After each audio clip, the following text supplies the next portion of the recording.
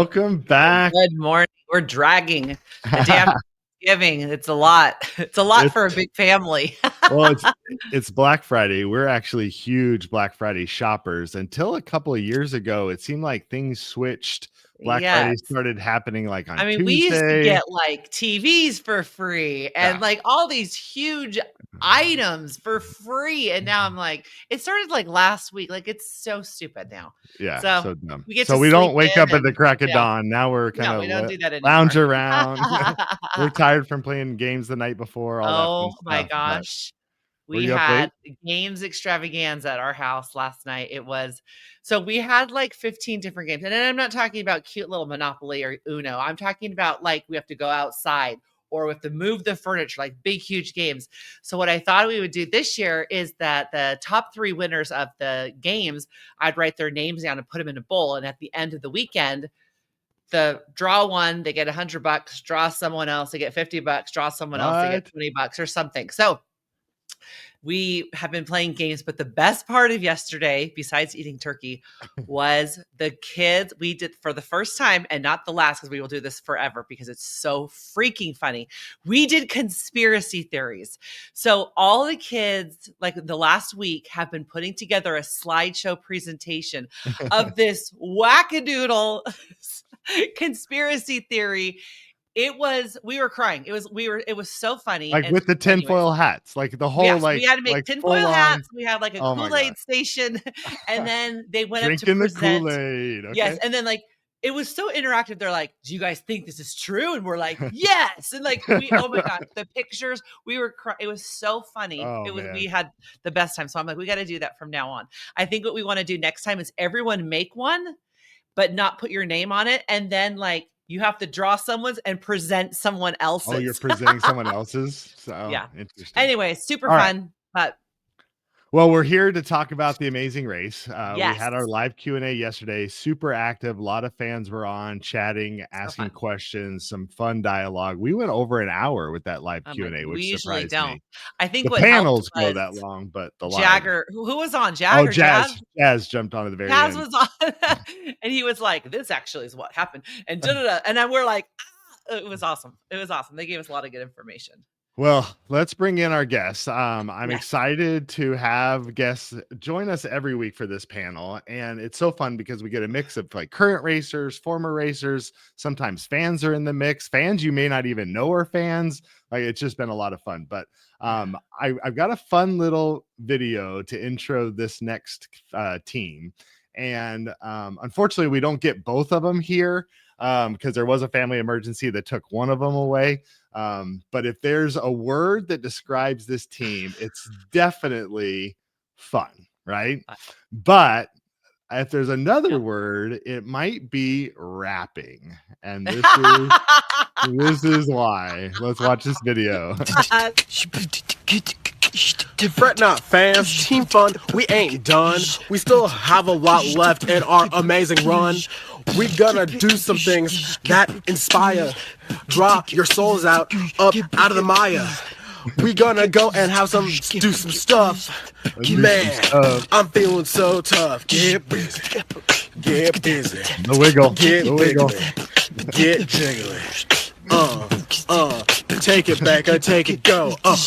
Get jiggly, get wiggly, get silly, cause Team Fun is here and you know we willy-nilly on this time when we tried to make our fans happy, tried to make ourselves and make our clan slappy, snappy beats on the street of the front yard, treats in the Boulder, Colorado mountain smiling at us from the backyard in the going far. Freestyle at its greatest. Like, oh yeah. Killing it with those bars and my gosh, Becca, that is hilarious. That is really a throwback. That is so funny. Team Fun ain't done, right? Team Fun ain't done. Get wiggly. So was that in between the 2 seasons you were on, or was that after 31? Yeah, like, whereabouts was that video made? I think that was made because I was living in that house. So I think that must have been between seasons because I moved out of that house right when season 31 started filming. Okay. Yeah. So they call you back for the second time to come on, and you're like, what? Surprise, Yes, excited. Well, absolutely. it was actually crazy because I was in the had just gotten off the Galapagos prize trip with my brother, and we had just gotten back to service, and we were eating dinner, eating like guinea pig in Ecuador, and I was like, oh, we're at a restaurant, like I'll check my Wi-Fi, I'll like use the Wi-Fi and check my email real quick, and I saw like Amazing Race urgent, like third email, need your passport ASAP, and I was like, what the heck is going on right now? Like Oh my gosh. it was like such a wild trip because I was like the whole time I was like, I can't believe we're in the Galapagos because of the Amazing Race. Right. What a gift. And then getting that email, I was just like, wow. And then it was a whole We want to bring you back. I was Oh like, my I God. can't send you my passport right now. Is that okay? I'm actually physically using it at the moment. Like, Yeah. Oh my gosh. But yeah, it was of course a 100% yes. It was just a logistical thing to figure out how to stay international and get them my passport when they needed it. So Oh my for those who gosh. don't know, Becca DROZ, is that right? DROZ? DROZ. Yep. And her teammate Floyd Pierce ran the Amazing Race the first time on season 29 as strangers. Okay, like this still blows my mind Unbelievable. that this was even a concept, because when I think Amazing Race, I think relationships put to the test, and all of a sudden we're throwing fans and people together. What was that season like? First off, like that had to be bizarre. Yeah, I think there was something like nice in a way about us being strangers. I think it brought us all together as a cast a lot because instead of being like, oh, I'm just going to hang out with my person over here and maybe have less interaction, we were all in the same boat of being new to each other and unknown, like not knowing anyone. So I think in a way it brought like the cast as a whole together more. But I think it just worked out like wildly. Like production couldn't have put teams together in a better way than like it just sort of organically occurred. Okay. So I feel like everyone They got a lucky in gift. a way. They got a gift, right? Yeah, most people did. Some people got unlucky, but for the most part, Bizarre idea works out tremendously. I mean, you Yeah. guys podiumed 6 different times in the 10 legs you ran that season and averaged 3.41, like overcame a U-turn. Like it was a fun season to watch, right? I'll send you these graphics. These were put together by CBS RTV on Instagram. cool. Super fun baseball so cool. cardy kind of like, snapshot. But leg 10 kind of did you in. Come back for season 31 again, doing really well, won a couple of legs, like having a lot of fun, and then leg 10 comes along. Like, what is it about leg 10? And we're here to talk about leg 10 of this Yes, season. sir. So thank you for braving the PTSD and joining us for leg 10. My favorite leg. Well, let's bring in our next guest. These guests we've had on the podcast before, and normally I would bring in current racers first, then former racers, and then fans. But they've been on our podcast before, and so we don't have a hype video. If you want to watch that one, go back to episode 2, and you can see the fun video we had for Those both are of great. them. Yeah, So those are fun, great so videos. fun. But we don't want to, take up too much time because we want to get into the meat of what we're here to talk about. But let's bring in our next guest, and we were going to have them on last week, but there were some logistic things that kind of happened that made it so we couldn't see them, but they have graciously agreed to join us this week. So welcome to the podcast again, Kyland and Taylor. Woo! Hey. Is a very generous way to put it. I'm gonna call ourselves out. We were working in Vegas, worked a little too late the night before, and completely overslept. We literally woke up like in sweats, literally picked it up on the cell phone and joined the call. We were like, are you guys still live? And I guess you guys wrapped like 10 minutes. We're just chatting afterwards. We're like, we're so sorry. So Fine. yeah, Life happens. We totally get it. owe you one big time. So thank you for even having us. Thank you for your graciousness and your time. Yeah. Oh, well, we love you guys. We had so much fun on episode 2, like hashing stuff up. And again, what was so shocking to me, well, maybe not shocking, but that last episode, we were trending on Twitter or X or like, I guess, whatever they're calling it now. And I think, I think as high as 7. So, I mean, Amazing Race was like in the conversation. Awesome. I'm sure you have thoughts on the episode that you may want to share, since we didn't get to share them last week before we get into this week's episode. But why would we applaud? I'm glad you asked. I feel like this is where I missed paper, because I have the notes on my phone, but I wish I had like a scroll to drop a dramatic effect. Please. No, it's actually not crazy. Really fun episode. Yeah. And you guys can hear us okay, right? I was like, I hear you great. Perfect. Yeah. So I like to hold my mic sometimes. So, but if I move too much and you can't hear me, let me know. Stop it for the mic. But first off, just jumping back real quick, Black Friday, I too was a very big fan of Black Friday growing up. I think I hate that they like have, as you said, they've like rolled it out, a week. Like I remember we used to go at, 2 in the morning, 3 in the morning, like in line. We're freezing outside of Best Buy waiting for so we can get the deals. That I feel like was, an experience that we're lacking. It's like not having to work for it. And that's why they don't give actual sales now, because I feel like I saw some numbers and they're like, anymore. We're not doing it. We're not standing. I would legit drop one of my kids off at Target, one of my kids off at Walmart for them to stand in line. Scott would be at Best Buy or something, and I would be somewhere else. And then we would make a spreadsheet. It started with a spreadsheet of what we wanted, what the store hours were, what we'd get for free. Yeah, I like that. The strategic advantages of having a small army of children. That's why we had 8 sons.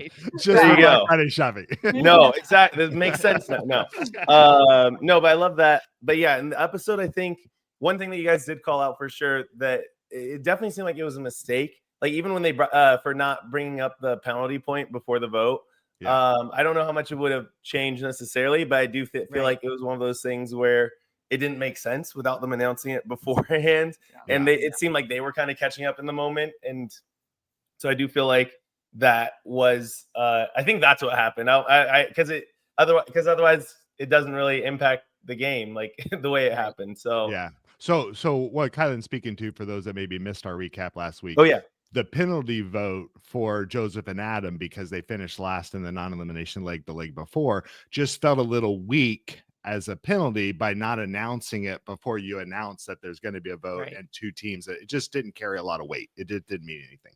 Go ahead. Yeah, do you think, Kylan, if they would have announced it before, if they would have been like, your penalty is this before you vote, do you think anybody would have had a different voting? Like, would you think that would have been switched up at all? That's generally what I'm not sure about. I think more so what I think about as far as, because you guys were talking in the episode about like the, I know you had some at least got some concerns on like the use of a burn vote at that stage of the game. Right. And for us, it really came down to us trying to align like our votes with the things that were important to us in the game. Bingo. With, like making sure that everything, doing our best to, and also we were fortunate enough that we had the conversations with everybody at the airport. So we thought we had an idea of how everyone could vote. So even I know Jag and Jazz mentioned like, what did they think? Like, it's not burned because we were probably going to vote for Izzy and Paige. Oh, right. It's like, and then that's 2 for them. But from the conversations we had, we figured that the votes would still be shift. We didn't know about Chelsea and Jack's vote going in that way. It's definitely a little bit of a randomness there. And also by this point, we didn't really have that confidence in Joseph and Adam to not also vote for Jag and Jazz, because obviously from watching the episode, we see how tight they are. But like, and Joseph acknowledges like we're having conversations during the show or before, during the few times that we did get to see each other. Right. And there's not a best friend versus, my ex and my other close friend. It's like I have no reason to think that Joseph is any closer to Jag and Jazz than anyone else pretty much from the thing. And I think if you look at the conversations that Joseph and Taylor were having in the egg hunting thing, it very much felt like hey, we're working together here. Like I felt that, hey, Yeah. get on my back. I'm going to carry you to a win, whatever. So I do see the confusion where you're like, you're trying to play both sides where you can, because you don't know when you're going to need that alliance or you're going to need that help to move you forward in the race, Well, it right? wasn't even us looking for the alliance. It was just more us like counting, because like you guys said, at the last 6 people in the game, it's getting down to like the nitty gritty of it. It's not necessarily us, just looking out for the alliance. It's us like, hey, we have this. We obviously have a relationship with Joseph and Adam. We also Right. have this, agreement in place with Jag and Jazz. Like, hey, we're looking out for you guys till the end. You guys are looking out Right. for us at the end. That's why we gave this express pass. So in that scenario, we're like, okay, cool. We don't see the relationship that Adam's been building with Jag and Jazz, so we Right. don't know that endearment That's is there. truly being put to a test here. Yeah. So Yeah. for us, I think that when we're looking at the votes, we're like, oh, this vote is fine because Izzy and Paige aren't going to go home. And the other thing on that too is just like, and people are asking a lot about the there's so many different notes in on Izzy and Paige too. People are asking about like, hey, we're acknowledging the hardships that women can face in some seasons and in some challenges. In our game, we've noticed that disproportionately, especially me being paired with a woman, I was like, oh, I can see some of the differences, some of the challenges where that is coming up, like in everything from the physicality to like even the costume changes sometimes. You're looking at that and you're like, oh, I'm like, oh, they're just more intricate, and they have to also include makeup, they have to also include this, whatever it is. Right. So I think seeing all that, we're like, dang, this is crazy, this is unfortunate. Now, I think that people are getting confused and thinking that because we are aware of this, that somehow we've made it our obligation to sacrifice our game for this cause, and that has never been the case. I think that I've played a game where I was sacrificing my individual interests for a greater cause. And, I would always do that because that was something that mattered. It was a historic thing. It had never been done before. There was a mission in place. Like, fortunately, the race has varied in the way that they make the obstacles. So there has been a pretty diverse range of winners. So I think that that's just one critique that I've noticed, especially on Taylor, that's really frustrating, is like, this is someone who advocates in her life for women consistently and so many other things. And then now we have like, that in the question because she's not like prioritizing that while we're playing a game. And it's like, isn't not equality if you're expecting point her to of play it differently. still a competition. Yeah. I think also to that, I hate to be one of those reality stars. Like, well, the edit. There's some unique editing happening here, I will say. But I think what's also frustrating, at least for me specifically, is this like the scenes are put together in a way where it seems like I have no self-awareness about this, where this was something I was actively speaking about at nearly every leg. At the end of every legs interview where we would talk about, I was like, I feel like I have to sacrifice my morals to either push us forward or just like to play this game. And that's something that was really frustrating for me. And so I'm making these decisions that don't feel good, but are best or like make a little more sense for our game and how we are maneuvering the relationships that we have within this game. Right. And it just like the absence of that conversation happening it's just disappointing for me, because it's like, I think all the criticism out there, I don't think it's all valid, but I understand where it's coming from, because you're not seeing that struggle that I'm being very, very vocal about. Well, and I feel like same thing happened in our season around our vote. There was definitely a lot more meat in that whole discussion thing, and certain sound bites definitely make their way out in the edit to be the way CBS, Paramount, whoever is going to want to kind of just pitch that. Like, they just can't show everything, right? But you get some statements that get taken out of context. And so we got a little bit of burning when we were trying to explain in an exit interview a specific comment Lori had made there in the context, trying to give context. And some fellow racers got upset that like, wait, why are you bringing up old blood? Like, I thought we've already cleared the air. And it's like, well, but we're trying to speak to it now again because it's being brought up and I'm trying to give you context, right? I'm not trying to rehash old stuff, So I want to say, I think it's amazingly brave of you guys to choose the platforms that you do and try to speak to those things using the audience that you have, and keep doing it, right? Yeah. I think Amazing Race isn't always going to be receptive of using their platform to further the conversations that you might be trying to pitch in those moments, because it might be drawing some heat towards them, So, but and I recognize the challenge that they're dealing with in trying to please everyone and do all the things, and it's there's a lot that they are doing well, and I appreciate it, but just because you mentioned out of context, I think that's the other thing, is only because it was reiterated in your guys' episode about the conversation Romania, because we're sleeping in those containers next to each other, and they have that because Jazz is talking about overhearing Taylor's having these conversations about like, hey, these are general frustrations on like a wider level, and I think that was like, I was surprised they really didn't show, like, it really feels like an odd, in terms of editing, like there was a lot of back and forth, some passionate conversations up there on the mountaintop at Greece, because it was like, hey, no, you said this. No, we didn't heard this, but clearly our vote is the proof right now that you misinterpreted it. I'm not saying that you didn't think that you heard something. It just was clearly misinterpreted. And I think that the big thing, only because they repeat it, was like Taylor talking about the frustrations of like just seeing, the 3-guy teams isn't anything to do with us looking to target the guy, at least outside of Eric and Tucker. It was not looking for us to change, and our vote obviously followed through on what we were saying. So I feel like that was unfortunate to happen, and glad we were able to discuss it later, but I think that only because it was re-mentioned, wanted to make sure we had clarity on what was said there and in that context. Yeah, it's just the recap at the top of the last episode where it shows like Jazz and Eric overhearing Kyland narrating what was happening. We were running through Croatia, and they were like, Jazz and Eric overheard Kyland talking about the U-turn. They think there's an alliance, and that's what was overheard that is making them question their relationships. I'm like, that is not correct. There was a different conversation that was overheard in the containers in Romania.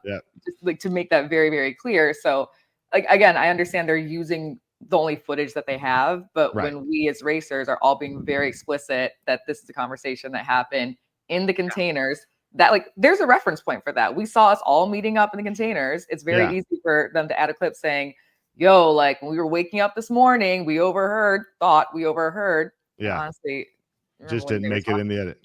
It's not even didn't make it in the edit. Like it's an intentional choice not to dilute it and put a different overheard conversation.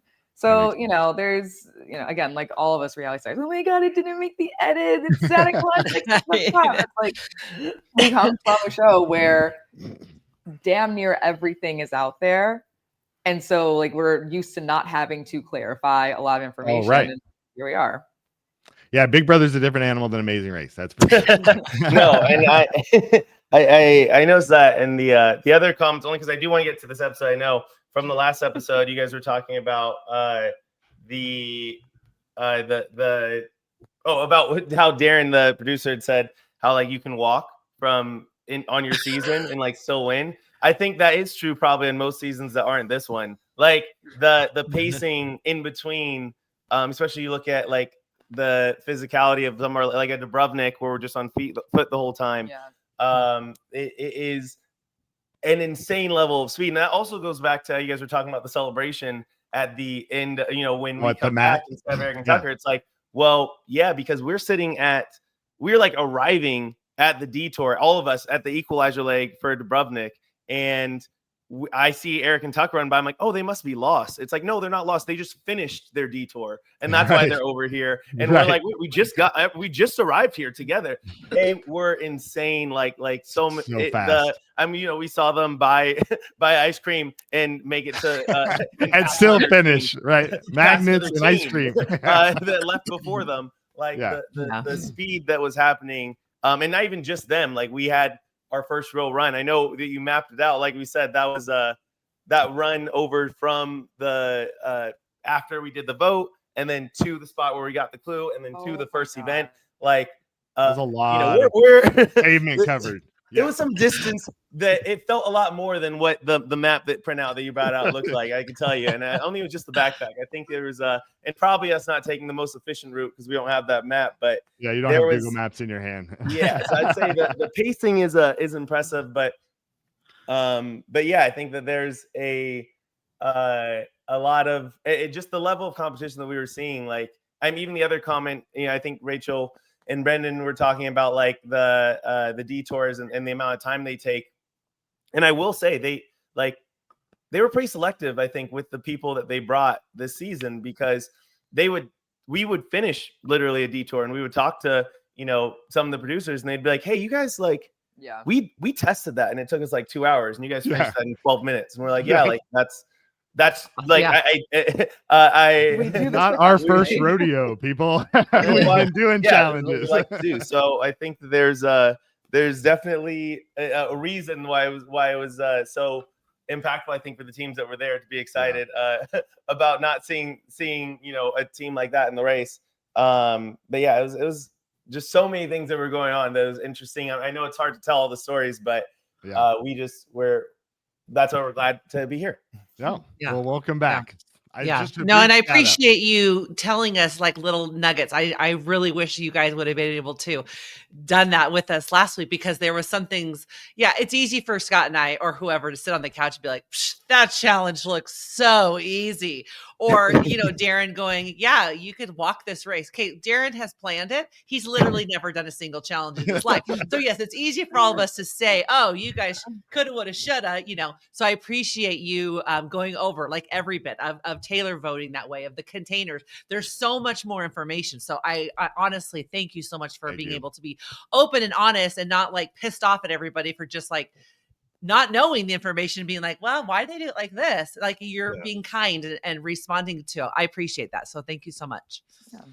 So brief shout out for the Amazing Race finale party. I just, you guys are going to be hosting it in New York. So people that can make the trip, it should be a lot of fun. Laura and I don't think are going to be able to make it, but lots of fun. Are we good to start the next episode, or do you have one more thing? Yeah, let's do it. Okay, let's kick it over to episode 10. It's hard not to feel hopeless. And you snagged this episode title, Kyland. It was in the preview too. I was surprised. I know, right? Like I was talking about, like it literally got spoiled for everybody. Yeah. Like in the preview, setting up the future, episode. But I think it speaks to some of the frustration that you sometimes feel as a racer, especially when Laura and I were talking in our live Q&A. You get that cameraman in your face. They want the dramatic, right? Like they're in your face asking you all the hard questions. You're in last place right now. You guys are probably getting eliminated. How do you feel about that? Go, like Becca, what was your feelings being on camera, right? Like, did you feel like there were sound bites that you felt like they were just trying to pull out of you at certain moments, or like they were definitely trying to, Oh yeah. I mean, Floyd and I were always like trying really hard to not talk shit, and we could always feel the like leading questions trying to get us to like talk about other teams. We're like, we see what you're doing. We're gonna try our very best to like team fun things about other people, even if we feel them. But they were, I mean, production was also just like all very sweet and reminding us of like what, team, like once we were established as Team Fun, especially, like, remember, like, this is the energy that you want to bring. So like, how can you kind of get back to this, which for their storyline was great, but also for us and like encouraging us to like remember our like underlying values was really helpful. But I do remember, like en route to leg 10, we were similar, like by ourselves in an airport, and like all these delays were happening and we were super stressed, and it's just like morale just like starts to tank. And I walked over to like our camera crew who are in a restaurant, and they're like, how you doing? And I'm just like, start crying immediately, like, I don't feel good.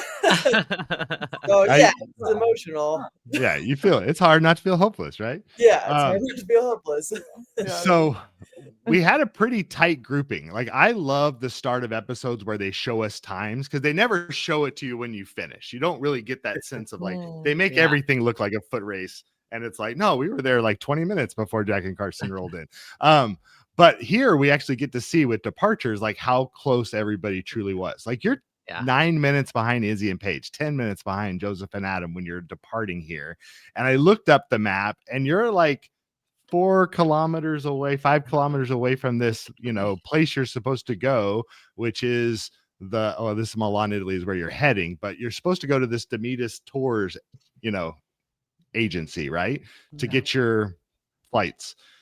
You get there and you find out the worst news you could possibly anticipate, right? What's happening? Oh my God. It was worse than whatever you could think. So, I mean, first of all, I'll just say this, like, before, when you leave your hotel to go to whatever location to rip the clue and run, you pee as much as you can so that you don't have to worry about going to the bathroom on the race. Lori did. I swore I emptied my bladder before we went to get the clue.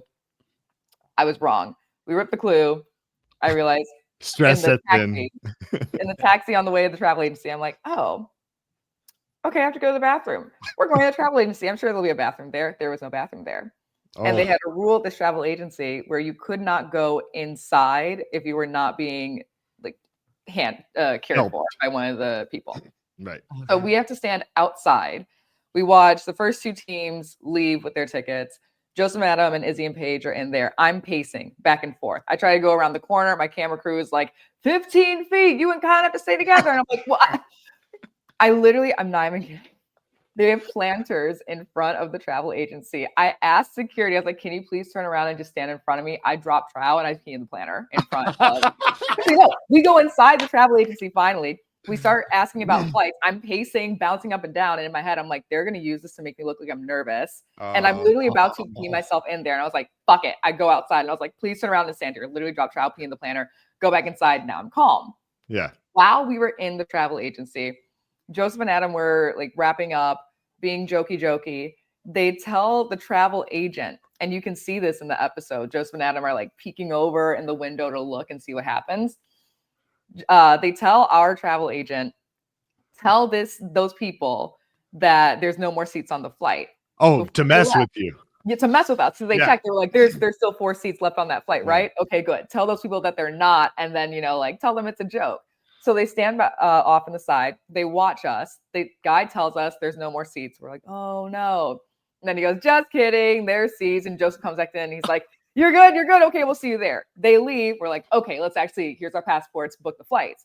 He goes, oh, no, I'm sorry. It's legit. It's like, he looks again. And he's like, oh, they're gone now. No.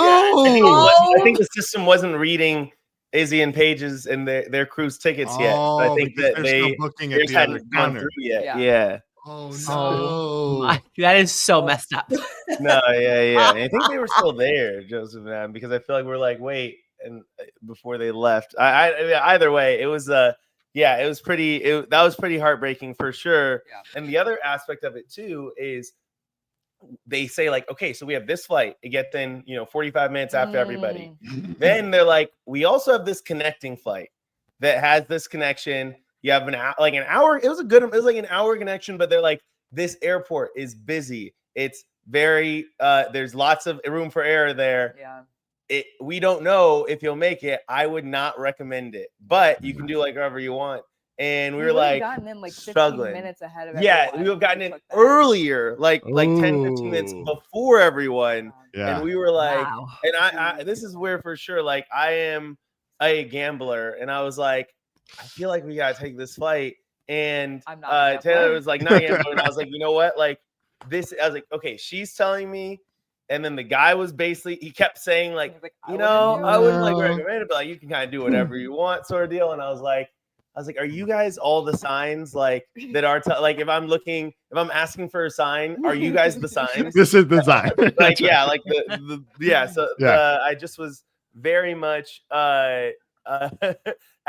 struggling on that, and we had so much time too. So we're just like thinking like, okay, what's the pros and cons, and we just decided what Taylor mentioned in the episode, like, you know what, we can close a 45-minute gap, and who knows. what's gonna happen like when we get there, and who knows what's gonna happen. And the other flight is like if you miss it, like you're there the next day, like pretty much. And so we do decide to take this other flight. There is like a 45-minute delay, but the way that like the confusion at the travel agent, we weren't sure though if there was gonna be another team or not with us, like because we weren't sure if there was 3 flights or if there was like 2 flights, and so we were like, oh, are we on the second flight with other people to get to the airport? And we're like, I don't know, we'll walk in and see, only to walk in and like see no one else there. No like, one's okay, there.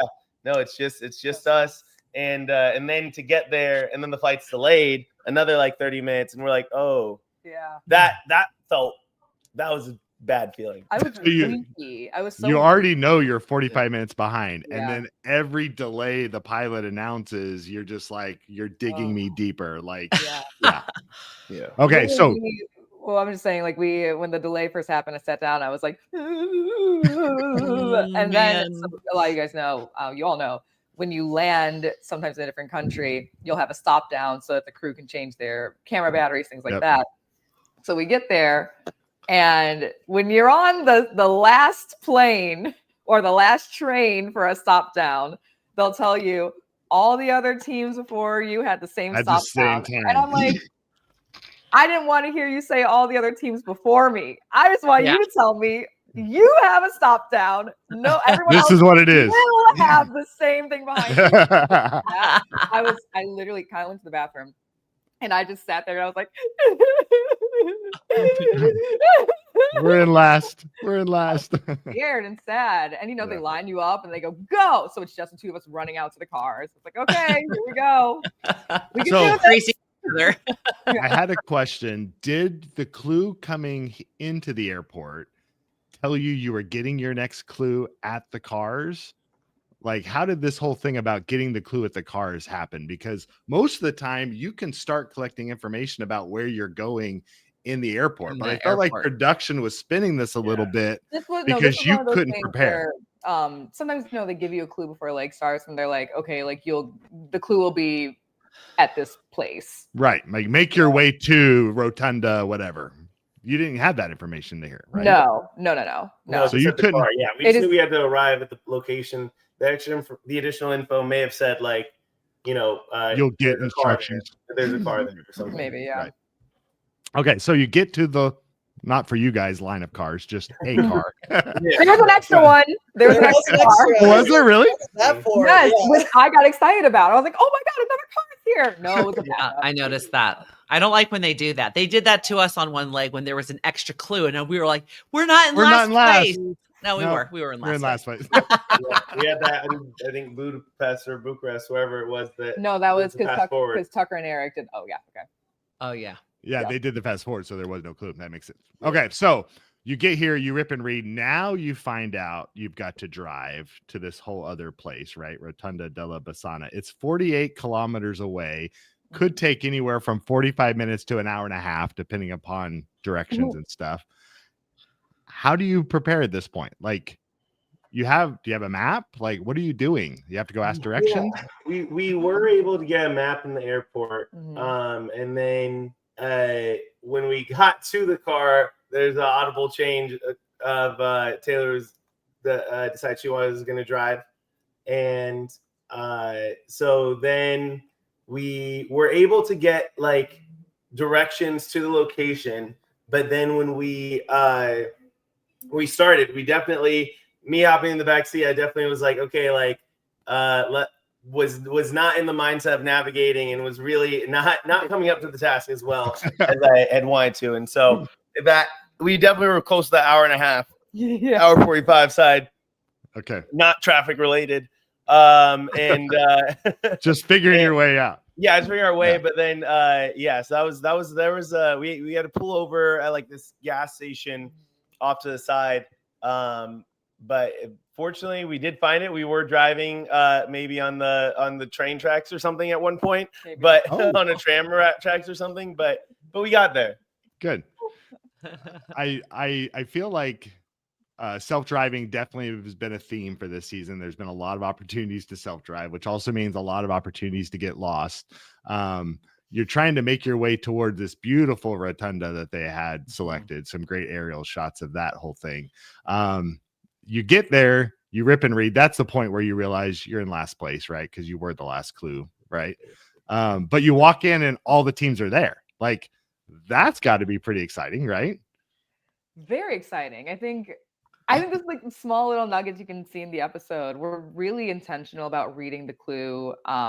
And so, you know, we read the clue. It says, who wants to pin their hopes on this roadblock? And I was like, pin. Okay, this seems like something tactile, something, even though like, yes, I'm pageants and fashions and style was literally, I used to design custom suits for men, but for what we think this task might be, I was like, pin, like this is something you're going to be better at than I would be. And then you walk in, it's a fashion challenge. Well, I was timing of the spacing of the.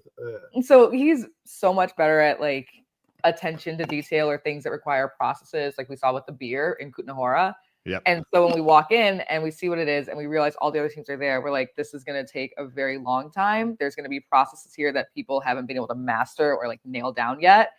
And so my first instinct on seeing was like, ooh, damn, maybe I should have done it. But within less than 2 minutes, I was like, oh, no. Perfect. This is fantastic. I'm not patient enough. You nailed that kind of thing. I'm not patient enough to get this one. And from the disadvantage we were coming in with, it was just, I think all the other teams. And we knew we wanted to close the gap. We had the gap to close. We had to. And I think the teams took anywhere from 2 to 3.5 hours to get it done. And Kylan got it done in an hour. Wow. Oh, no. Wow. That's huge. Yeah. Becca, you and Floyd pull into this challenge. Who's choosing? Who are you guys choosing to do this? It's Floyd and I really like balanced our roadblocks. We tried to like be strategic about back and forth. And so a lot of our choices were like, unless this seems super duper in the wheelhouse of someone else and we can know that, then we would just like would alternate and trust that like we were both capable of doing it. Yeah. But once seeing the challenge, Floyd, I think, would be much better at this. He is typically better at attention to detail than I am, though with the shrimp traps, that wasn't quite the case. There was some other elements at play there. Yeah. But yeah, I think it's a good question, but I think like either of us could have done this. It did seem really hard to be able to like count accurately these like bunched together flowers. Clearly, I mean, it's like not that hard to count to 10. So it shouldn't be, right? It should not be that hard to count to 10. So yeah, it seemed like really hard, and it was cool to see that with the way that y'all were like way behind, there was like enough room within all these challenges, and then like so many challenges within the leg that gave you and whoever else, you know, may have been in flux of like what position you're in to like actually have room to catch up. Because I feel like some legs, it's like challenges go so quickly, and then there's just linear, not actually a chance to catch up if you're behind. So I felt like where last episode felt a little soft with how I described the detour challenges for a U-turn. Yeah. This week they delivered on the challenging elements of these. Like these tasks were meant to take hours. Yeah. That 10 euros challenge was a joke. So soft, right? So soft. So annoying. Yeah. As long as you didn't forget anything. Yeah. All right. Yeah, as long as you bring the stand and bring the basket. Yeah. All right. I thought it was so slick too. Tucker and Eric dropped something. I was like, they dropped something. Don't say anything about it. And then we leave a whole stand. That's how the race goes, right? Yeah. All right. So let's talk about like, again, I'm tracking all the teams. I'm looking at choices. Some people were asking, well, why did Adam do this challenge? You know, like there was obviously a moment where Joseph asks, well, what's your sugar like? Are you sure you're okay to do this challenge?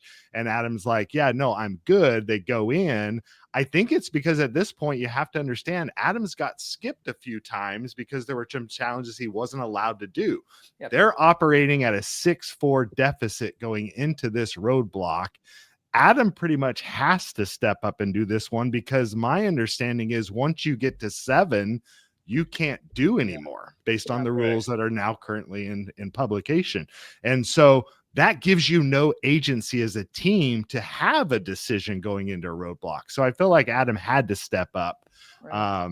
We see him struggle. We're going to talk about this for a moment. We have various different attempts. Again, kudos to you, Kylan. 2 attempts. You've definitely dominated this challenge. Jazz had 12. Jack had 11.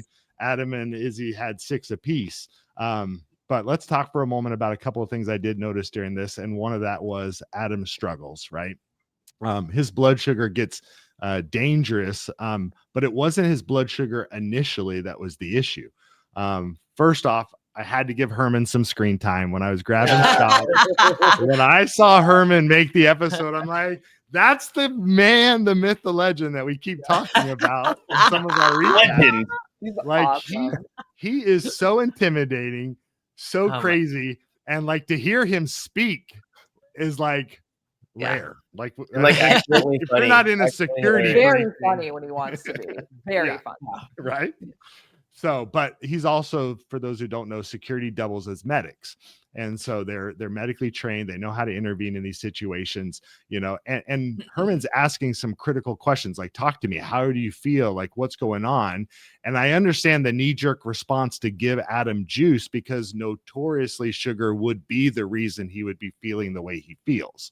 They're checking his pulse ox. They're doing a few other things. It's at that point they realize, wait, Joseph's looking at the device that he's got. He sees it's not his sugar. His sugar is actually in a normal range right now. Could you be dehydrated? Right. And that's when Herman notices, actually, he does feel really, really hot. And then we see him start chugging the cloudy water. And so for those that don't know the difference, they've got water bottles at every challenge that as racers we can use, but then they also have electrolytes available to us that we can pound if we're dehydrated. Well, they start thinking, he's getting overheated. He's getting dehydrated. Because again, you guys were baking in the sun with where they had this set up inside that rotunda. It felt very reminiscent for us of what Bali felt like during Lake 4 when we were putting together our Pinjor. But I promise you it wasn't as hot as Bali. Maybe not. But definitely the hottest leg for you guys up until this point. For all of you sitting on the bench, you're like, wow, this feels pretty hot. I'm like, you guys aren't even doing anything. But that's when we find out his sugars are actually dangerously high. Yeah. And so for those who don't understand diabetes, you got to understand that when you get outside normal ranges, and I appreciated the information they shared on the screen. So healthy for Adam is between 80 and 170. He was into the 200s. And when you're starting to push hyperglycemia for diabetics, now's when the brain can start to shut down. You can pass out. You can even go into diabetic comas with like diabetic ketoacidosis. Like this was kind of a dangerous situation. They elected to move him into the shade. No shade from me as far as like my feelings there, but any thoughts on accommodations being made to a challenge to accommodate a racer's situation? Criticisms?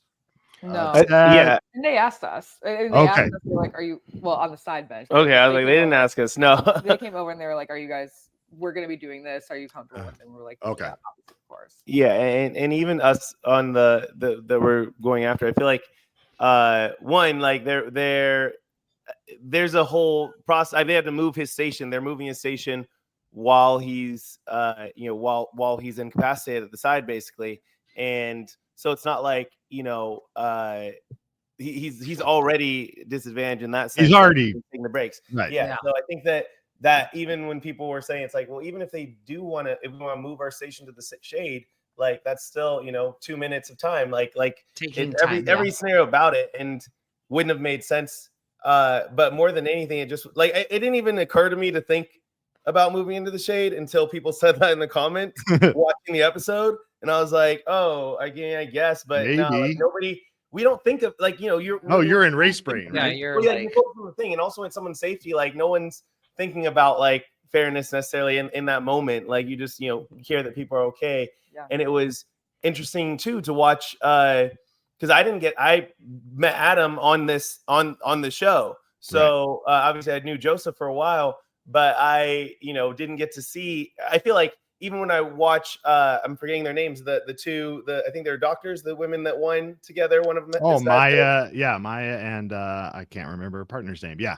Yeah, because I feel like it barely comes up as like a factor, and maybe just who knows? They clearly were an incredible team. But so I feel like thinking about that episode and watching how rarely it came up, and then to it wasn't until we were in that second leg of Romania when we started out the leg with Joseph and Adam, running alongside them, that I started to get insight into like all the additional challenges, and I really loved like even that leg, which was a couple before this one. Like, oh my gosh, like man, mad props to all the things that Adam's pushing through to get through this situation, because it's not just the energy, it's physically, it's also obviously, as you guys all know, the mental capacity to figure out all these things, and then you have that team member relying on you and trying to balance so many different things. So it was very. Yeah. It was inspiring just to watch him, push through the things that he was while we were there, and now watching it back and seeing how many more challenges. It's really amazing. Yeah. I think people have to recognize like everyone's racing with something, right? Like whether it's the relationship dynamics that are being put to the test that you're juggling and trying to figure out while you're doing all these challenges, or maybe it's racial stuff, or maybe it's health stuff, maybe it's a disability like diabetes. They're a very, very strong team, but we can clearly see setbacks happening for them, and they're getting no time credit for it. It's at their cost, and you can see it weighing very heavily on Adam's shoulders, where he feels like he's holding Joseph back. If Joseph had the opportunity to race with somebody else, he'd probably be doing better, So I love what production did to try to help in this situation. But again, I'm from medicine, so like I love this kind of stuff, But something else happened that I want to draw some attention to. Your freaking notes, dude. Like that was a boss move. Like when Laura and I were talking in the live Q&A, fans were like, that's awesome. Why weren't more teams writing down notes, right? I think I don't know. I feel like watching so many seasons and you see, people make little mistakes. And so I think for me going in, I mean, I had notes for the horse-drawn carriage thing. Like when they were like, I was like, wait, what was that? Like stop. Okay. It was like, don't yell. Got it. Let me write that down. Like just to remember it, because it's so easy to get frazzled in these situations and make those little mistakes. So I agree. Like I was surprised that more people didn't necessarily do that. And to make it worse too, I was drawing like where they were at. So I feel like I wonder how much more, if I just knew I needed to count, like I was trying to duplicate the exact model. Right. And then later on I realized like, wait, it's just the number. Man, I look at some of the other stations, I'm like, oh gosh, I'm here trying to like, oh wait, no, these three aren't exactly there. This one is too big to match that shape. So let me grab a different one. And I'm like, dang it. So that was well, it looked like a sketch of a Milan fashion show, like workup before you go drape the dress or whatever. Like watching some of I'm looking into other jobs as well. If Milan needs me whenever Fashion Week is. Don't make me a dress. I'll wear it. The geek in me, like again, managing ADHD myself, like I was taking notes like a madman on the race, because that's how I could take the befuddlement of the thoughts that were racing through my brain and create some organization. If I could dump some content on a page, that's content I didn't have to reference up here when I was redirecting stuff. So I was seeing this and I was applauding, and I was like, of course he can master it in 2 attempts and 1 hour, because he's got the notes, right? Here's the notes. But for a brief moment, you were the only people on that field. Did it feel hopeless again? Yeah. Yeah.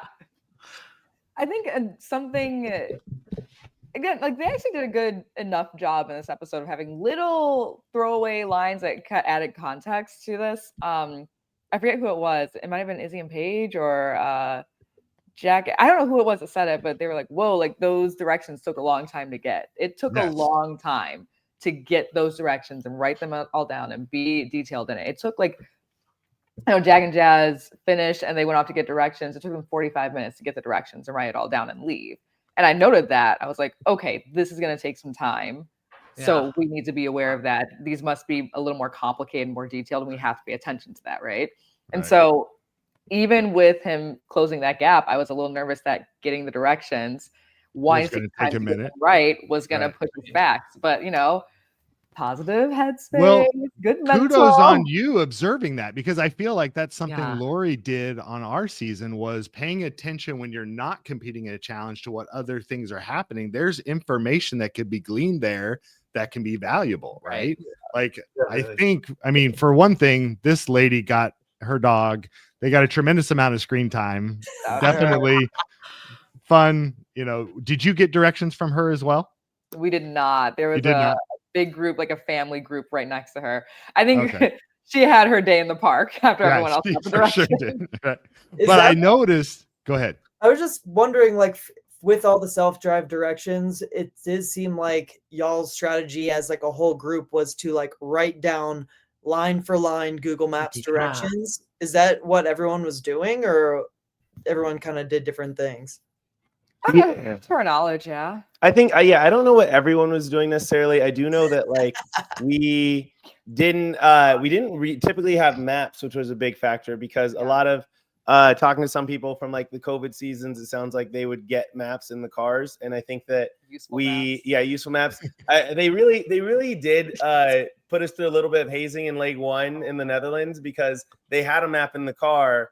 But it was just a map of the country, so it only showed freeways and like regions. So like it wasn't actual streets. So we're like, okay, this isn't exactly how we get to any locations. No. And a little red herring distraction for us in there. So I think that's the other thing, is so much before the race, like our practice was, you know, Taylor became like an expert map reader, and we just barely had maps. First off, we barely this is maybe the second time that we ended up with a map that we bought With at an the actual airport, map, right? that we had like a place to buy one that was like a useful road map. The other times, like we would have had to Google somewhere to find a map, and then like I said, we would find maps that were just not road maps. So this was, I think, the second time that we ended up having an actual road map, and that we got ourselves. And then that skill set, though, of writing down the directions and following them is just such a different experience. Because I was in the age group still where we had like, you know, MapQuest, print out directions. So I grew up, my dad like would make me like, you know, use print the out the guide 4 to pages. give him directions. of Yeah, directions. exactly, multiple pages. Yeah. And so I think that the struggle we found is that there was a lot of scenarios with the way some of the roads in Europe were built, were designed, where sometimes the names of a street would change multiple times. We'd be following directions, and every direction would take us, and then we'd be at this cross street, and it would be like, hey, turn left or right.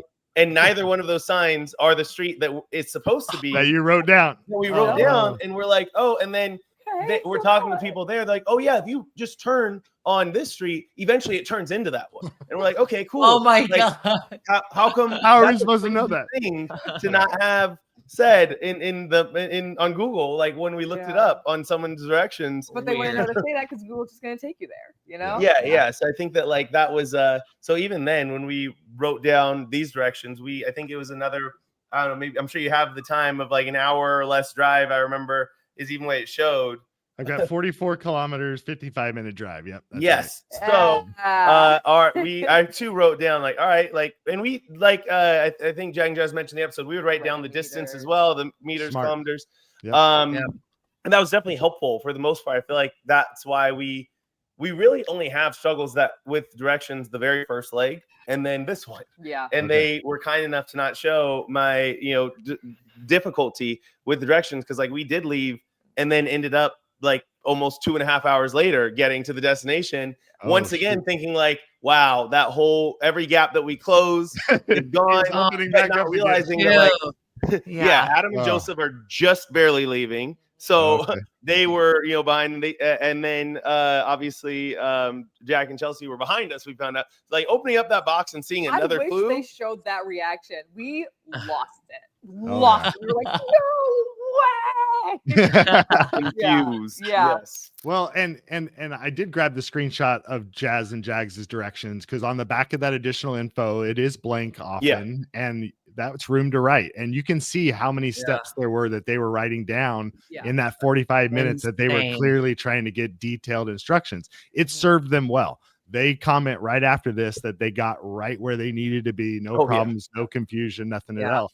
Whereas Jack and Chelsea struggled again, right? They're an hour and 10 minutes out of the way. They go left out instead of going right, So definitely there was some confusion there for them, and apparently some confusion for you guys too. But let's move along.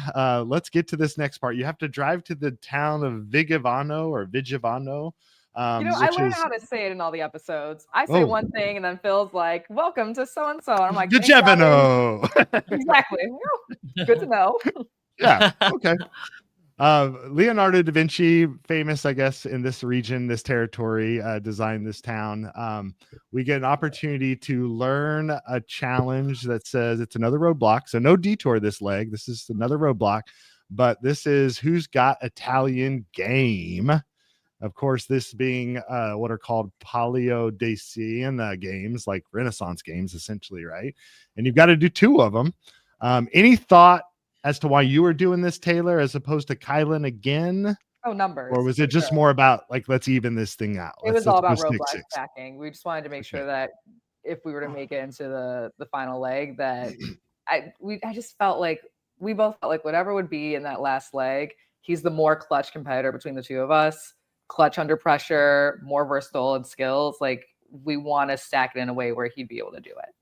You want to give yourself agency getting into the last part of it. Yeah, big thought is like, okay, if we get to the final and there is, for the roadblock, like if we can make it to the final, it just made more sense for me to have one available still. And so I just hit 6. Yeah. Okay. Was there any thought for you, Becca, and when you were competing with Floyd both seasons about roadblock counts? Like, were you tracking those, or was it just kind of go with your gut? Like what? Yeah. Like I said earlier, it was like 100% just trying to go back and forth and just keep it even so that we could, have agency when it seemed to matter, which obviously did not work out for us. That roadblock did Floyd in at the end of season 31. That was tough. So okay, we get into this one. I will say, I felt like the tower was a little easy, but maybe it wasn't. I don't know. Like, but I'm a builder. Like, I've done IKEA furniture without directions for like half of our marriage. So yeah, I love IKEA furniture. I wish this was IKEA furniture. This was not that easy. Okay, tell us about it, Taylor. The base wasn't hard. It was just like, it took a little bit of sleight of hand to get it right. Okay. And so I knew that I had the puzzle pieces aligning the right way, but I really struggled with like lifting them and placing them just so that they would lock in the right ways. And so that was frustrating for me. It took me, and it does help to hear other people say that like the base is the part that was supposed to take the longest and the hardest of it. Mm-hmm. Once the base was together, it just like that whole thing shot up very easily. Yeah. Sorry. Go ahead. Oh no, I was off to the sides, and that's what I was watching. Like, I think that is the hard part because I'm so far away. I have the binoculars, not for show. I have a screenshot. I've got a screenshot of that. Yeah. I was like, I laughed out loud when you were like, boop. There it is. You packed binoculars? You never know when you might need binoculars on the Amazing Race. It was not on our packing list. That was epic. I just, it was I really just wanted to be able to see what's happening because, during a roadblock, you're just so helpless and you can't help, but at least like I want to know what's going on because it is hard because like I see her, with the pieces at the base and I'm like, what's happening? Like there's those 4 pieces, like what? And then the some of the staff and like people that were cheering later on, they were there saying like, hey, the base is the hardest part. Like everyone's taking a long time on the base. Like if she gets that, she'll fly through. And she definitely did. I think it was probably like 35 minutes or something on the base, and then the rest of it like 8 minutes, something like that. Truly. And it was. And I did grab screenshots because I wanted to show people if they didn't get the sense of it, like where the pile was compared to where you had to assemble it was across that field. And again, we're in wide open space, a little warmer. You're hustling back and forth. Like, I mean, there's some other elements to way into this challenge. Like this wasn't an easy challenge, even though I said I thought it was, but no, it's a hard time. Well, easy for Chelsea. Geez, She actually like when Chelsea started building, I was like, oh, I'm scared. This is like the way they came so much after us. Like truly Taylor's 30 minutes in and they pull up and like Taylor and Chelsea's catching up and I was like, oh no. And what was hard too, I will say that was one of the tragic moments is when before they found the clue, Jack and Chelsea walked by me because I'm off to the side. And I was like, man, like, I was like, hey guys. And they're like, yeah, we're not going to ask you. I was like, I know. I wish I could tell you. I wish it wasn't us. I wish I could tell you where to go. Like, I felt so bad. I was like, you guys know. They're like, yeah, we know. It's all good. And that was tough. And then because they were trying to find the clue box. And then they found that, and then I'm glad I didn't. Glad I didn't catch, because the way she flew through that was insane. So, Really impressive. Well, and I grabbed this screenshot because at one point it was that close, right? I mean, this is just one level difference in the stacking of the towers between the two teams. But this was crazy. But I felt like at this point, specifically in the puzzle, I felt really, really comfortable because I just knew like, as long as I can get to the horse before she starts the next level, like we're fine. Yeah. So. Yeah. Okay. So from there, let's talk about the horse. Sorry, this just showed everyone kind of finishing up their thing. And I'm showing the clock in the distance for a reason. I'll get to that in just a second. Nice. So from here, you're going to the horse challenge and you've got to ride a horse and collect some rings, joust style. This seems easy to me. Like, again. Yes. Okay. It was easy. It was easy. Also, I don't understand what the difference in speed was for the people pushing me and pushing everybody else, but were you flying around the race? The first group. There were some discrepancies there, but I just remember like the second ring, the one that I missed, whichever one I missed. Yeah. Whoever was pushing me, they kind of pump faked me. So they start heading in the right direction, and then they start turning, and I was like, whoa, whoa, whoa, whoa, whoa, whoa, whoa, whoa. So now I'm like trying to go behind and catch it, and the whole swinging all over the place. Now the reach behind. I'm still getting it. Caught in something, in fabric or something. I think it was after the got caught on the hook after that. But so like there's a little pump fake that happened on my first go. I don't think it was like an intentional mess around, but like we were trending one direction and there was a correction. And I was like, oh, okay, well, I'm just going to miss that one. But I was really excited about this because this exact challenge was it was the first veto of my season of Big Brother. But I didn't get to do it then. So I was just really excited to give it a go. Oh, that's cool. It was the joust heavy at all, or you were able to move it was like a foam, essentially, joust. It was pretty lightweight. Okay. And it's just a matter of getting the tip in the right spot. Yep. Well, I was saying that for our live Q&A, I felt like this was probably the challenge I was doing at this point to even things up. We thought Lori would do the flower one and dominate that. And it would have helped us because I'm so much heavier. The guys would have struggled. They would not have been going fast at all. So like they might have had to get like, oh golly, go nice and slow. No, I mean, the fact that you were flying around the track was just probably because of how light you are.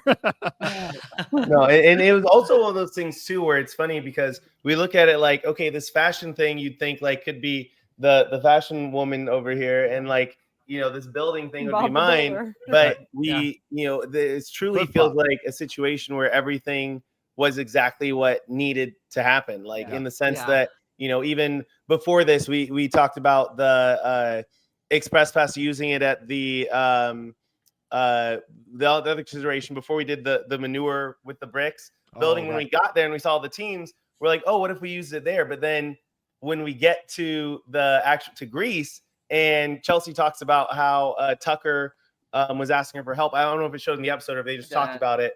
But Tucker was asking for help there. And it's like, man, like, what if we pulled ahead and Tucker was like less of a threat at that time? Would she have helped him? Or like, would we have had someone else, maybe me, do the roadblock and struggle, not do as well as Taylor? So it's just like everything. When we got here, we're like, wow, the flower one was such a longer task that it's like, oh, that was the only opportunity for us to make up that gap of time that we needed. So it was like, so glad that we did the split that we did, even though this one looks way more fun and up my alley. It just was like, But you had binoculars. You had a good eye on the whole thing. Yeah. You were able to see the whole thing. Yes, exactly. We were able to do I gotta show it again. So Sorry. cute. It's too funny. We had them all chanting my name the whole time. Yeah. He's like, Oh my think about the legacy, Taylor. And I was like, I have the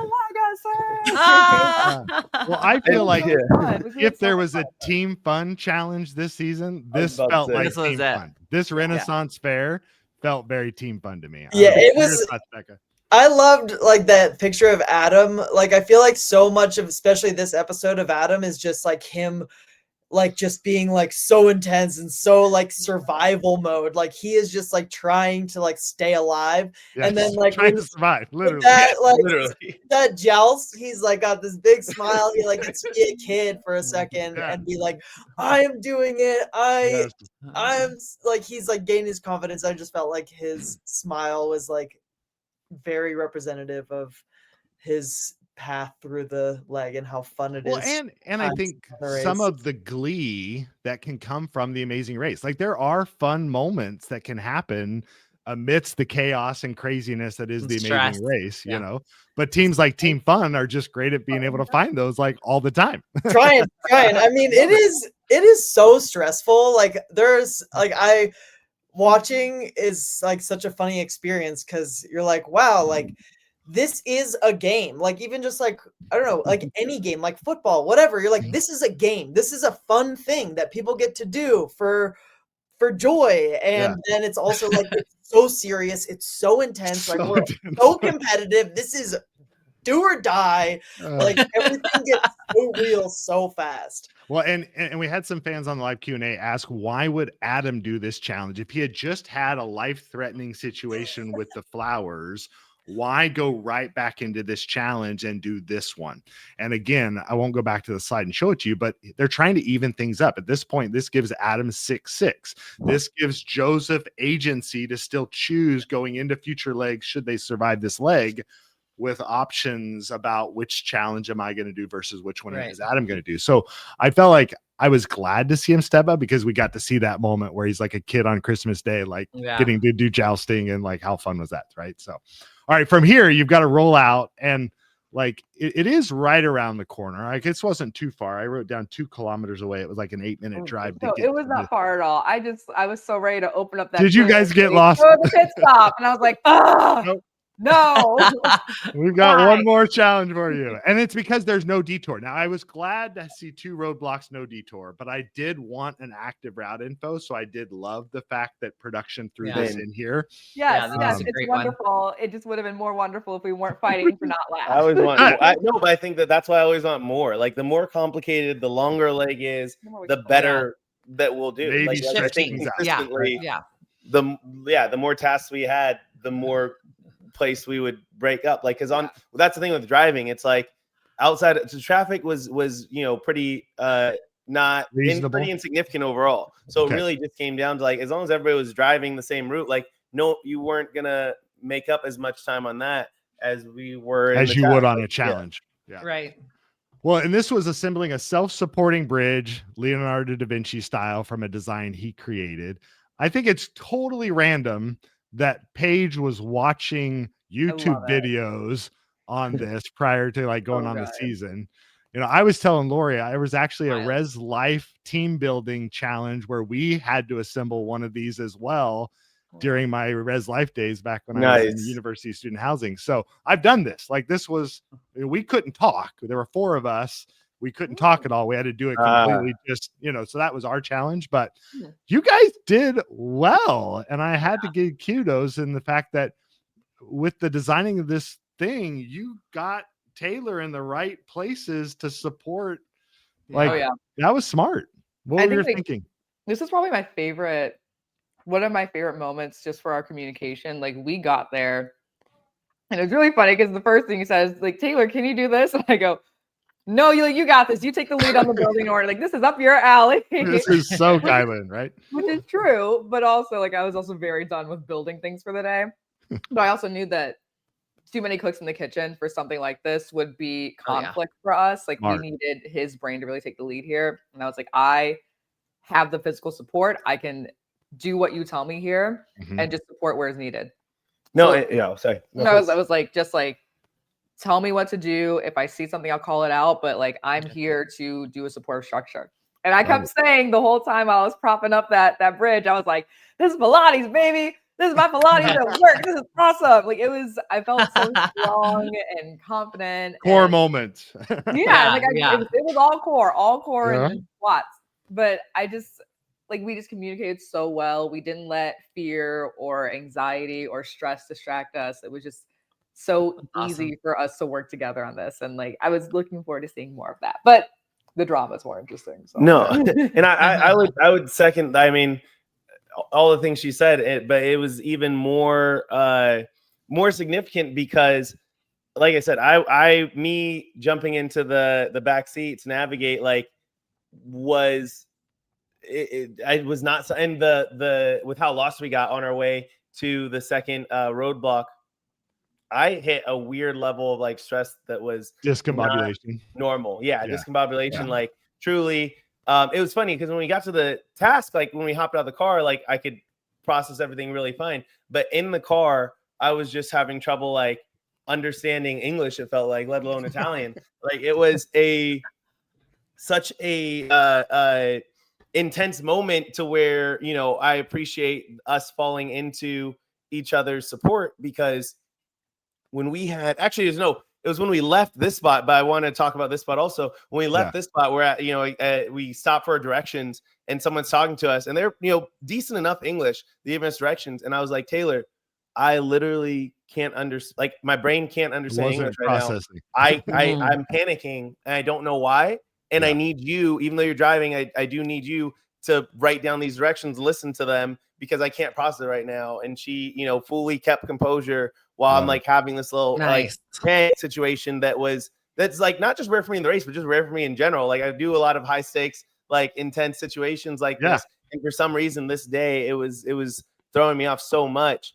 And but I think there really was that trust because like when we pulled up to this bridge building and I was like, hey Taylor, okay, I'm looking at it and I'm like, I think it's this. Can you come look at this and like let me know if you agree? She's like, no, because genuinely I'm not gonna understand this as well as you. So you will do that and just like don't wait for my input to run this show. You run the show.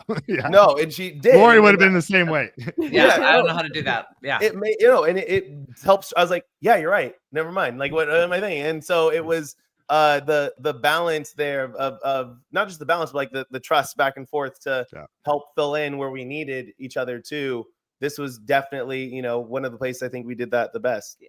Oh, I'm getting emotional. I think I just like it was a long and very anxiety-inducing day for both of us, and we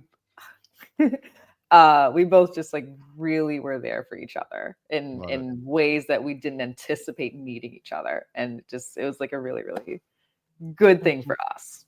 Well, I mean, the power of having these like relationships that are already existing. I think that's like something that I like wished that I had in like a teammate, was like this knowing of like, how do you support each other and what do you need, and where like knowing those things is where like the power of the team energy comes into play. And that's so cool that you could like see that in each other and know where it is to be like, this is you, or I'm stressed. And like, of course, like our brains under stress, like they don't function in the same way. And so it's like, if you don't have the space to like recover your nervous system, which you don't, it makes sense that like understanding directions is like the last thing your brain is trying to do.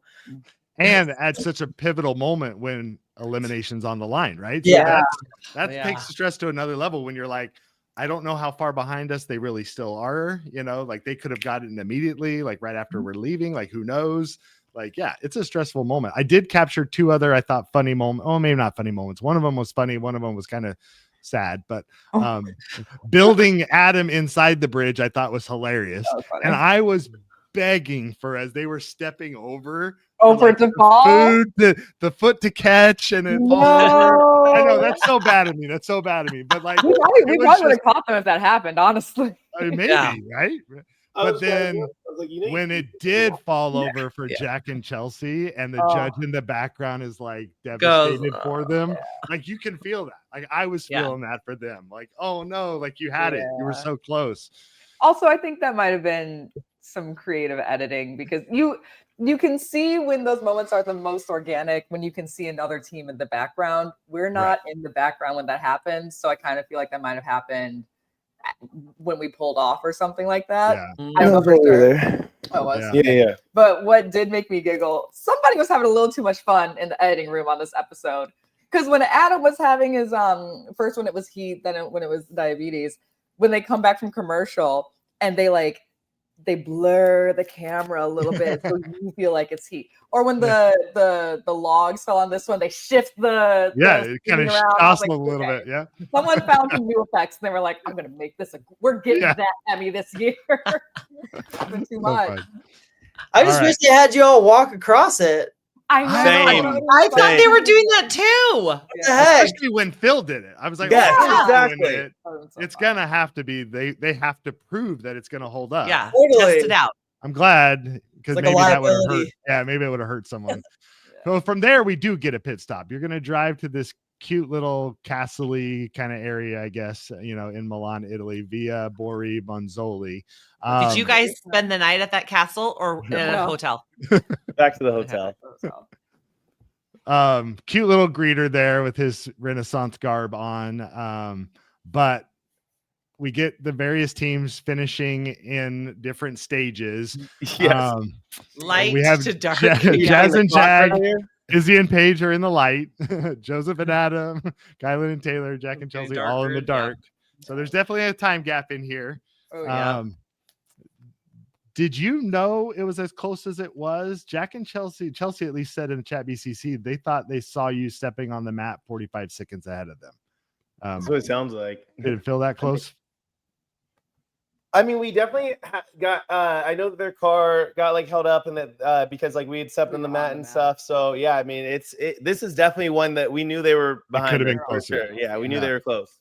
I wrote down 20 kilometers, 35-minute drive from the bridge to this check-in spot. Say it again. So, How long was it? 20 kilometers, 35-minute drive.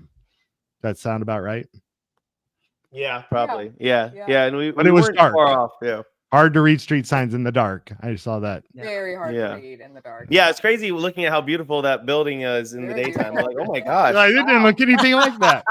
Yeah. Literally, it felt like we were driving through alleys. It was like the roads were so tight in that town and everything was so dark. Although, actually, I want to say something about this because the way it's cut together doesn't make any sense. And it's such a small little thing. So small. The video cuts to us and Phil's like, all the things you've been through. So melancholy. So melancholy. And then it cuts to us making this face basically right before this. And it goes back to Phil and says, I am pleased to tell you. And it cuts back to us again. And we still look worried and concerned. The second he said, I'm pleased to tell you, that's when we melt into each other. So I'm like, y'all try to drag it out a little bit. Common sense, the second you hear please, you know, we survived. Yeah. Yes. Yeah. Anyway. Okay. So I did map it out. At the pit, well, I mean, there's so much more to say, but that I was watching and I was like, that doesn't make any sense logistically. Yeah. But you're relieved. You're relieved. Yes. You've survived. You're not being eliminated. Right. You're thrilled.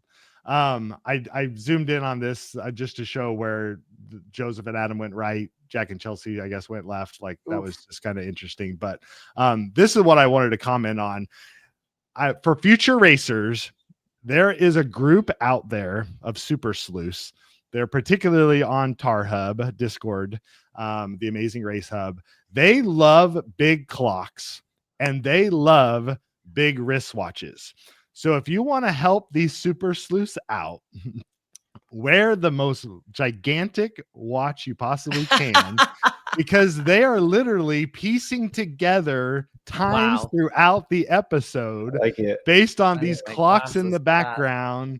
And so shout out to Valor Magrulis on Tar Hub. He literally was blocking out all of the stuff with the second roadblock with the big tower in the background and the finishing clock as you guys arrive and getting a gist for how the flow organically was actually happening here. But it's mind-boggling to me. Like, and we won't know this for certain until next episode when we see departure times, but there could be a 5-hour gap between Jazz and Jag and you guys, based on what Valor is saying with his and with the sunlight, yeah, it kind of fits, right? Yeah. So all right, we are running over, and I know Becca's got somewhere to go, so I want to wrap this up. But I want to tease the episodes of where we're kind of heading with things. Huge shout out to Izzy and Paige. They got their highest placement of the season with second place. I will comment, I didn't know this was a thing till I saw it on Tar Hub, but apparently there's a second place curse I didn't know about that kind of rears its ugly head in like the final 6. We saw Tucker and Eric get second place, and then they got eliminated. We saw this last episode when Jack and Chelsea, go out. They got second place the previous episode. So I don't know how episode 11 shakes out, but there's some worry for Izzy and Paige here. And I look back in season 37, Brett and Mark, second place before they get eliminated the next episode. Alyssa and Josiah, second place before they went home. And 36, same thing happened for Angie and Danny, second place before the leg they go home. So this second place curse apparently even goes back to your season 31. Chris and Brett, second place right before they went home. So I don't know. I don't know if this is reality, but it's definitely something to be worried about. But kudos to them doing a great job coming in second place here. I hope they don't go out. I hope they don't. I know I they've agree. been so great in their challenges, just a minimum number of attempts in most of these places. They seem very methodic in how they're approaching stuff. But let's talk about the can't. The episode title, and again, don't get yourselves in trouble by telling too much that CBS will get mad and sue us for. But we actually have 2 episodes to leak here because they've already released the episode titles and some graphics. For episode 11 is the can't. Apparently, we're going to Paris, and I imagine Moulin Rouge, if I'm interpreting this correctly. Yep. From Well, it says it right there. even there's a graphic I grabbed of a certain duo in some pretty amazing Moulin Rouge costumes here. So apparently maybe the can is hard, and maybe it's called the can't. I don't know. I think it'd be hard for anybody. I think that I had literal nightmares on the race about finding myself in a situation where I have to do a dance challenge. So this was definitely the thing I was looking forward to the least, and was trying to figure out how to avoid it at all costs. It's just not in my skill set. And for the million cookies, apparently the episode finale title is going to be called 1 Million Cookies. That seems random, but the teams are going to be racing to New York. New York is going to be our finishing line for this whole thing. So super excited about this season 38. Let's get some thoughts. Becca, close us out with your thoughts about the season. What have been your experience with Amazing Race? Just what are you thinking here? Yeah, it's cool. It's been fun watching. I will admit I've never actually seen an entire episode of Big Brother. That show is hard for me to watch. But it is cool to see. And so I think I have these sort of judgments about what that show is and the type of people that are on it, also based off of my experience with the people that were on my season of the race who were on Big Brother. And it's cool to see that those stereotypes being broken down by seeing just how kind people are, and that it's not all drama based, and it is people just it seems like everyone is genuinely so excited to be on this race and having this experience. And that is what I look for and enjoy watching. And so it's really cool to see that and see people just enjoying spending time together and enjoying the experience and the competition of it.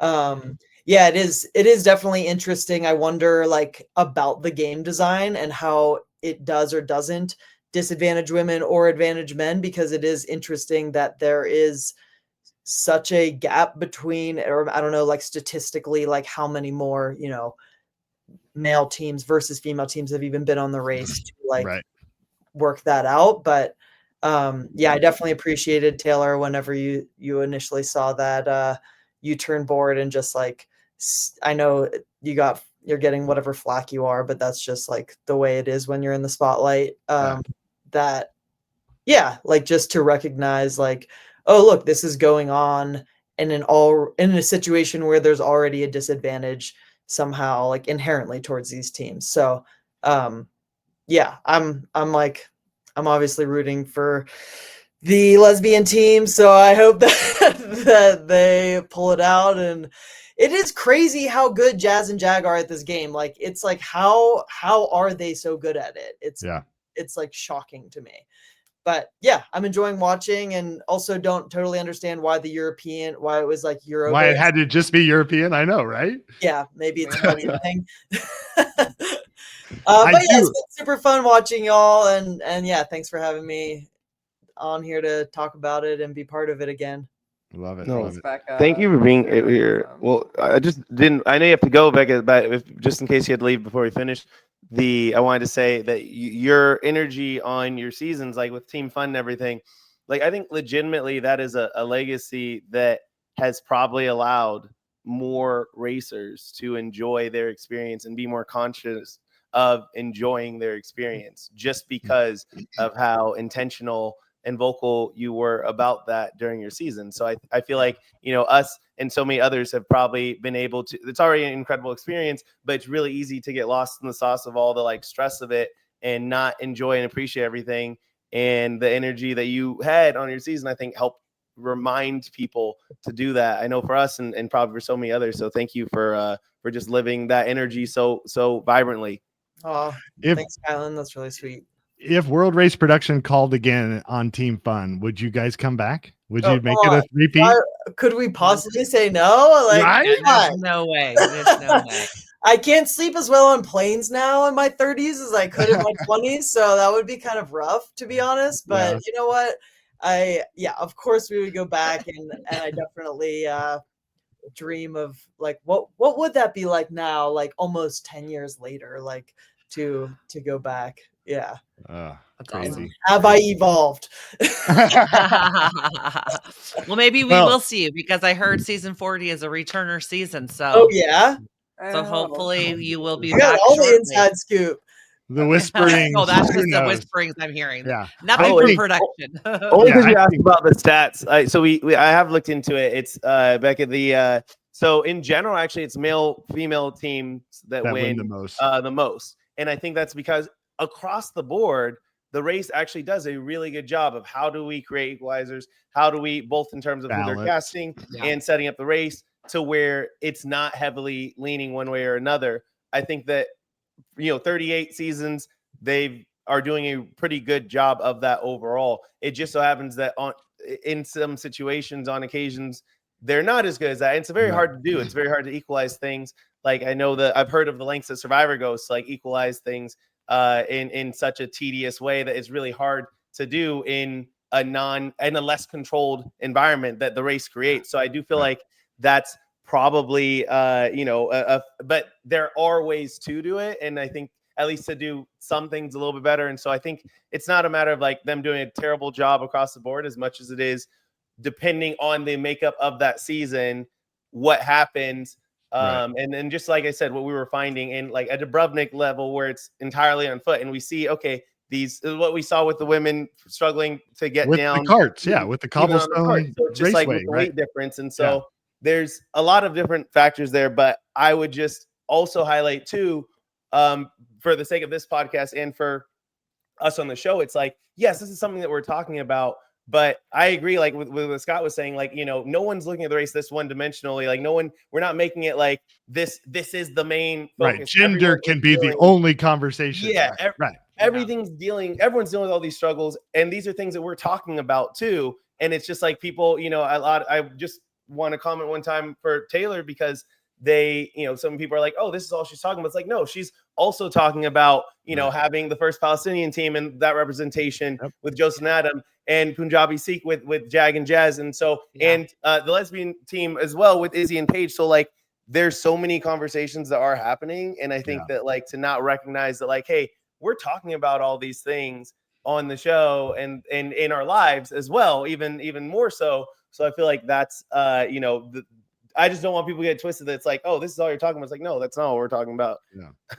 Well, I want to say I love that Amazing Race is still trying new stuff. Like this is not the same course every year, new twists, new dynamics, and they're going to get it wrong, right? They're going to mess up and have to figure it out. But what I love is that they're still willing to try to figure it out. And I think sometimes it takes these hard critical analysis or these conversations taking place for them to even see some of the dynamics, because they're so caught up in their part of this that they might not even recognize some of the intricacies that they maybe need to consider going into season 39 or going into 40 or whatever, you know? So I just know that I love the Amazing Race and I'm thrilled to be a part of the community and get to talk about what a fun format this gets to be like on our television. So thank you for taking the time out of your busy Black Friday to come spend a little bit of time with us and get to, you know, share about some of the fun, you know, stuff that is the Amazing Race. Unless there's more that wants to be said, I'm going to try to wrap us up and get this into post-production. I'll be fast. I'll be I love it. I'm so sorry, but he's being very, very generous about the navigation on this leg. Like Kyland actually getting directions, fantastic. There were a lot of moments where I was making wrong turns or just kept driving in the wrong direction because we couldn't figure it out, and I would just want to keep the car in motion. So like to not even bring that up is very, very generous. And this whole like a panic attack that was happening, it looks very like, it kind of looks a little goofy on the episode of like, I'm freaking out. I'm kind of freaking out, but it was a really like, he really struggled. And it was a real moment. It was a real moment. And I think you can see some of that emotion in the brief moments that we had on the map. And I'm just really, I like cannot express how proud I am of the both of us for showing up when we need each other. And love it. Yeah, I think this is a great episode to watch. Well, stay tuned moving forward. We're not done. We got 2 more episodes, like we just leaked, of a more Amazing Race to be on our television. So can't wait to talk about those with you guys, the fans, and everyone. So we love you guys. We appreciate everything so much. And we will sign off. Right, babe? Yep. Thank you for coming. Appreciate it. Thanks for having me. Thank you, everyone. Thank you so much. Woo!